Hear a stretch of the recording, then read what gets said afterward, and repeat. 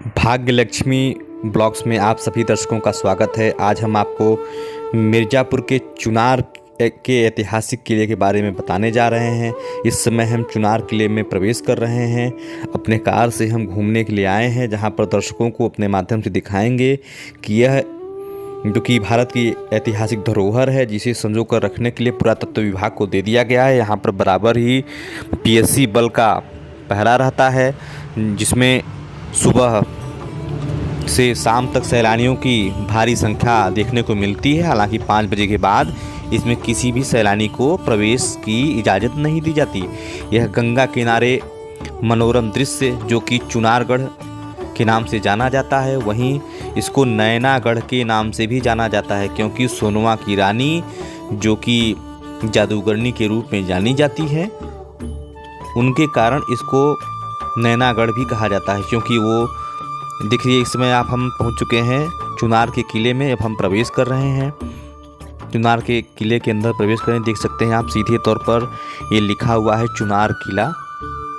यहाँ हम गाड़ी पार्क करेंगे, उसके बाद हम आगे की ओर बढ़ेंगे और चुनार के इस ऐतिहासिक किले के पूरे रहस्य के बारे में आपको बताएंगे।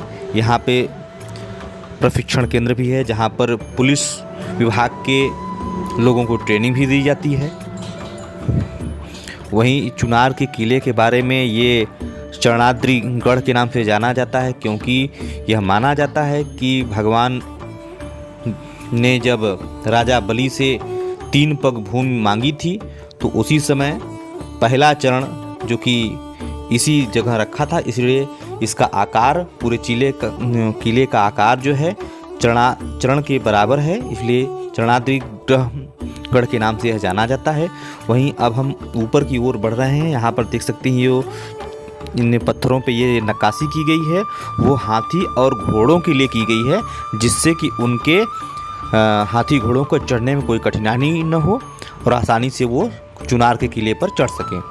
जी हाँ, तो इस समय हम भाग्य लक्ष्मी ब्लॉग्स की ओर से आपको दिखा रहे हैं चुनार का ये ऐतिहासिक किला, जो कि चंद्रकांता उपन्यास में भी इसकी झलक देखने को मिल सकती है, जो कि देवकीनंदन खत्री ने इसे अपनी कलम से पिरोया है, सजाया है, और इसका एक धारावाहिक भी आप लोगों ने देखा होगा।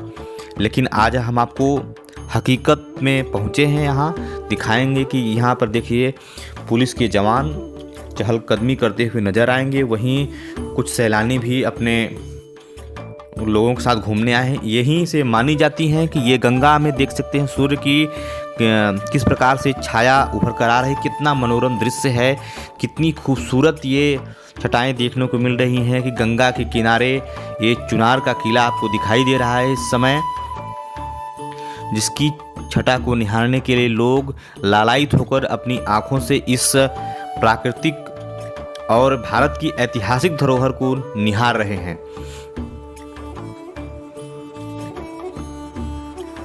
ये नैनागढ़ का किला, यहाँ की सोनवा की रानी जो थी, वो अपने जादू से लोगों को चिड़िया, तोता, मैना बनाकर उसे पिंजड़े में कैद कर देती थी, जिसके कारण सोनवा की रानी को यहाँ नैनागढ़ अपने नैनों के इशारे से लोगों को दूसरे रूप में परिवर्तित कर देती थी।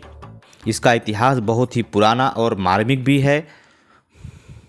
इसमें बहुत से इतिहास पिरोए गए हैं। वहीं अब हम सोनवा के मंडप की ओर बढ़ रहे हैं। हालांकि इस मंडप को कुंवारा मंडप के नाम से भी जाना जाता है, क्योंकि आल्हा ने सोनवा की रानी से ब्याह करने के लिए इस मंडप में पहुंचा था, लेकिन शादी अधूरी रह गई क्योंकि लोगों ने घेर लिया, जिसके बाद वह घोड़े पर सवार होकर सोनवा की रानी को यहाँ से लेकर फरार हो गया, भाग निकला बचाकर, जिसके बाद यह मंडप कुंवारा ही रह गया। नेपाल के राजा की बेटी थी सोनवा की रानी, जिसके लिए यह मंडप बनवाया गया था कि इसमें शादी होगी। वहीं अब सोनवा मंडप के हम अंदर की ओर बढ़ रहे हैं। ये सोनवा का मंडप है, जहां सोनवा के लिए यह मंडप तैयार कराया गया था।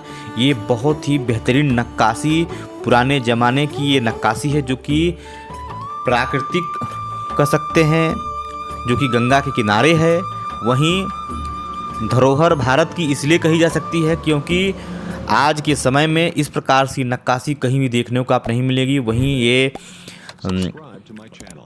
मुगल काल में बनाई गई वो जेल है, जिस प्रकार से देख सकते हैं आप, ये जेल है जिसमें कैदियों को रखा जाता है। वहीं राजा भरथरी का ये समाधि स्थल भी है जहाँ पर उन्होंने समाधि ले ली थी। इसे बताया जाता है कि मुगल काल में राजा विक्रमादित्य ने अपने भाई राजा भरथरी के लिए बनवाया था, क्योंकि यहाँ पर बहुत विशाल जंगल था। हाँ, यहाँ पर शेर, चीता जानवर टहलते थे। उसी बीच इनके भाई जब तपस्या शुरू कर दिए तो उनकी चिंता हुई, तो उन्होंने इस पूरे किले को चारों तरफ से घिरवा दिया। वहीं अब हम इस रहस्यमयी कुआं की ओर आ चुके हैं, जहां पर ये कुआं आज भी 200 फीट गहराई के साथ मौजूद है। हालांकि अब इसमें परिवर्तन कर दिया गया है, क्योंकि पहले ये खुला तौर पर था, अब इसको पूरी तरीके से जाली से कवर कर दिया गया है। इसलिए अब इसके अंदर कोई जा नहीं सकता। नहीं तो यहाँ से 200 फीट की गहराई होने के नाते आज भी इसमें गंगा का पानी सीधे तौर पर उतरता है। वहीं इसमें नहाने के लिए रानी नीचे उतरती थी, जाती थी और नहाकर वापस लौटती थी। यह 17 वहीं देख सकते हैं ये सीढ़ी बनी हुई है ये कुएं के अंदर जाने के लिए। इसी सीढ़ी के माध्यम से रानी नीचे उतरती थी, बाकायदे नहाती थी और वापस आती थी। हालांकि अब यह पब्लिक के लिए पूरी तरीके से बंद कर दिया गया है, क्योंकि यहाँ पर पुराने और जीर्ण शीर्ण होने के नाते लोगों के लिए खतरा भी हो सकता था। भाग्यलक्ष्मी ब्लॉक्स की ओर से हम आपको दिखा रहे हैं। जी हाँ, ये उस जमाने का कोर्ट था जहाँ पर फैसले दिए जाते थे, लेकिन अब इसे गेस्ट हाउस के रूप में भी तब्दील कर दिया गया है। यह वही गेस्ट हाउस है जिसमें प्रियंका गांधी वाड्रा को 19 जुलाई सन 2019 को 26 घंटे के लिए नज़रबंद कर दिया गया था, क्योंकि सोनभद्र में नरसंहार हुआ था। 11 लोगों की निर्मम हत्या हुई थी, जिसको लेकर प्रियंका गांधी जब लोगों से मिलने जा रही थी तो योगी सरकार ने नज़रबंद कर दिया था। 20 घंटे बिताने के बाद प्रियंका गांधी वाड्रा को यहाँ से रिहा किया गया था। ये गंगा का किनारा है। वहीं ये चुनार का पुल भी आप देख सकते हैं। वहीं सुंदर मनोरम छटाओं के साथ ये चुनार का किला, ऐतिहासिक किला जो कि भारत की धरोहर है, इसे बचाने के लिए, सुरक्षित रखने के लिए पुरातत्व विभाग को सौंप दिया गया है। लेकिन यह वो किला है जहां फैसले दिए जाते थे, लोगों को काला पानी की सज़ा दी जाती थी। उसके बाद इसके नीचे एक फांसी घर है, हालांकि वहां लोग जाने से बचते हैं। फांसी घर एकदम पीछे बनाया गया है। ये फांसी घर आपको दिखाई देगा। हालांकि सैलानियों के लिए पूरी तरीके से यहाँ पर बैन किया गया है, जिससे कि कोई भी अप्रिय घटना न हो सके। ये चुनार का किला है जो कि 3 नामों से जाना जाता है। चुनार का किला, नैनागढ़ का किला, तो चरणाद्री किला के नाम से भी यह प्रसिद्ध है। इस समय सैलानी बाहर से आए हैं, यहाँ इस किले की प्रामाणिकता को लेकर के उसके बारे में जानकारी जुटा रहे हैं। शेर शाह सूरी यहीं से फैसले सुनाया करता था।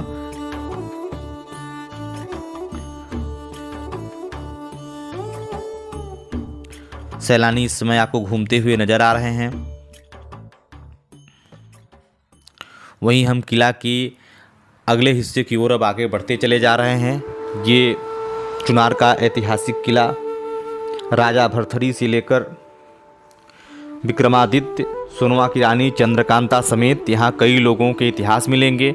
वहीं अब हम किला के बाहरी छोर पर आ चुके हैं। इस समय सूर्य नारायण सीधे दिखाई देंगे। वहीं अब हम अपनी कार में सवार होकर बाहर की ओर निकल चुके हैं। हालांकि मान्यता है कि यहीं से गंगा उत्तरायण हो जाती हैं और उत्तर दिशा की ओर यानी काशी के लिए प्रस्थान करती हैं। यही बहुत ही विहंगम दृश्य है, साथ ही साथ पौराणिक दृष्टिकोण से भी बहुत महत्वपूर्ण है। वहीं अब हम सीधे चुनार बाजार की ओर बढ़ रहे हैं, जहां पर गंगा के किनारे किनारे ये किला का आपको स्वरूप दिखाई देगा। बहुत ही बृहद स्तर पर फैला हुआ यह किला है, जो कि अपने साथ कई इतिहासों को संजोए बैठा हुआ है, जो भारत की महत्वपूर्ण धरोहरों में से एक है। वहीं 4 राजाओं के गढ़ों को जोड़कर यह रखने वाला ऐतिहासिक किला है, जिसके बारे में आप पढ़ेंगे, देखेंगे और सुनेंगे तो रोचकता जरूर होगी और अपने इतिहास के बारे में भी बखूबी तरीके से जानकारी भी जुटा पाएंगे। अब हम सीधे चुनार बाजार की ओर बढ़ रहे हैं। यह चुनार का किला मिर्ज़ापुर जिला मुख्यालय से 35 किलोमीटर दूर पर स्थित है, जहां पहुंचने के लिए आपको तमाम तरीके के साधन उपलब्ध हो जाएंगे। हालांकि एक बड़ी विडंबना है कि मिर्ज़ापुर से चुनार तक पहुंचने के लिए आपको सरकारी सेवाएं नहीं मिलेंगी। जी हाँ, ये मिर्ज़ापुर से 35 किलोमीटर दूर होने के बावजूद उत्तर प्रदेश राज्य परिवहन निगम की बसें यहाँ नहीं चलती हैं। आपको प्राइवेट बस अथवा ऑटो से ही चुनार तक पहुँचना पड़ेगा।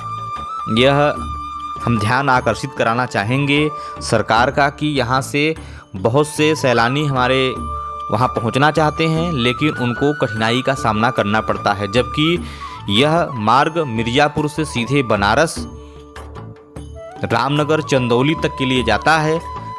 वहीं बीच में ऐतिहासिक किला चुनार और रामनगर का किला भी सामने थोड़ी सी दूर चलने पर मिलेगा, लेकिन वहां तक के लिए राज्य परिवहन निगम की बसें नहीं चलाई जाती। जबकि अगर बस चलाई जाएंगी तो निश्चित तौर पर सरकार की आमदनी होगी, लोगों को इसका लाभ मिलेगा। वहीं अब हम चुनार किले से बाहर निकलकर मेन तिराहे पर आ चुके हैं, जहां आपको गोलगप्पे की भी दुकान अब दिखाई दे रही है। हाँ, अब यहाँ पे गोलगप्पे खाइए और अपनी यात्रा को सुखमय बनाइए। तो बने रहें भाग्यलक्ष्मी ब्लॉग्स के साथ। चुनारगढ़ में इस समय हम मौजूद हैं, जहाँ चुनारगढ़ क्यों कहा जाता है उसकी भी एक आपको झलक दिखाने जा रहे हैं। ये चुनार की एक दुकान है, जहाँ पर चीनी मिट्टी के आपको खिलौने और बर्तन भी दिखाई देंगे, जिसकी धूम उस समय रहती है जब दीपावली का सीजन आता है। तो यहाँ की मूर्तियाँ आज भी दूसरे राज्यों के लिए जाती हैं। वहीं दूसरे जनपदों में भी यहाँ की मूर्तियाँ अपनी कलाकारी के बारे में जानी जाती हैं। यहाँ खुद मूर्तियाँ तैयार की जाती हैं, यहाँ के स्थानीय कलाकार मूर्ति को बनाते हैं और दूर दूर से व्यापारी यहाँ से पहुँचकर यहाँ की मूर्तियों को ले जाकर चुनार की ऐतिहासिक नगरी को प्रसिद्धि दिलाने में बड़ा सहयोग करते हैं। ये देख सकते हैं आप, फूल को रखने के लिए ये गमले दिखाई देंगे आपको, जो कि चीनी मिट्टी के पूरी तरीके से बनाए गए हैं। वहीं बच्चों के पैसे इकट्ठा करने के लिए गुल्लक भी दिखाई देंगे।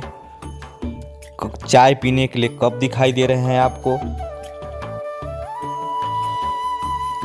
यानी सजावट की हर सामान आपको चुनार में मिल जाएगी। अपने घर को सजाने के लिए आप यहाँ से सामान ले सकते हैं।